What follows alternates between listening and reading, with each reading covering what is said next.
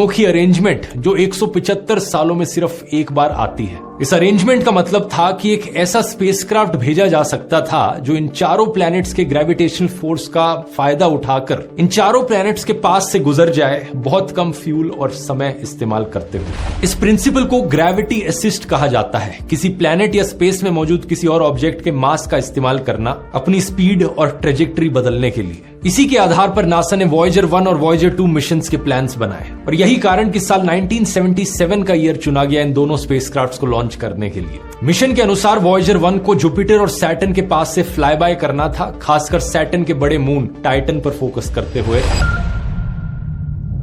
और दूसरी तरफ वॉयेजर 2 को जुपिटर, सैटर्न, यूरेनस, नेपट्यून के पास से गुजरना था। दोनों स्पेसक्राफ्ट्स के डिजाइन की बात करें तो एक दूसरे से काफी सिमिलर थे। दोनों ही 3 radio isotope thermo electric generator द्वारा पावर्ड थे। इनमें कोई सोलर पैनल्स नहीं लगे थे क्योंकि मार्स जुपिटर को पार करते ही सोलर एनर्जी काफी हद तक यूजलेस हो जाती है। उतनी दूर पहुंचकर सूरज की किरणों में इतनी एनर्जी ही नहीं रह जाती कि उससे कुछ सोलर एनर्जी निकाली जा सके, और इनका मिशन तो सोलर सिस्टम को पार करना था। इसलिए ये जो डिवाइसेज हैं ये प्लूटोनियम एलिमेंट के रेडियो एक्टिव डीके से पावर्ड है। प्लूटोनियम जब डीके होता है तो हीट निकलती है, उस हीट को बिजली में कन्वर्ट करा जा सकता है। यहीं से ही ये नाम आता है radio isotope thermo electric generator. इसके अलावा दोनों स्पेस प्रोब्स में 10 साइंटिफिक इंस्ट्रूमेंट्स लगाए गए थे। इसमें था एक 2 कैमरा इमेजिंग सिस्टम तस्वीरें खींचने के लिए, एक स्पेक्ट्रोमीटर जो हाइड्रोजन की एबंडेंस को मेजर करता, दूसरा स्पेक्ट्रोमीटर जो अंतरिक्ष में अल्ट्रावायलेट एक्टिविटी को मेजर करता, एक मैग्नेटोमीटर जो प्लैनेट्स की मैग्नेटिक फील्ड्स को मापता, एक हाई गेन एंटीना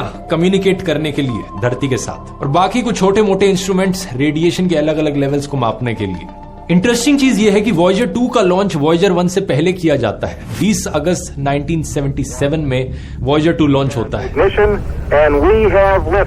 और 16 दिन बाद 5 सितंबर 1977 को वॉयेजर 1 का लॉन्च होता है नासा केनेडी स्पेस सेंटर से। जो रास्ता वॉयेजर 1 ने लिया वो ज्यादा छोटा और तेज था वॉयेजर 2 के कंपैरिजन में। तो जुपिटर के पास सबसे पहले वॉयेजर 1 ही पहुंचता है और मार्च 1979 में ये जबरदस्त टाइम लैप्स इसके द्वारा लिया जाता है।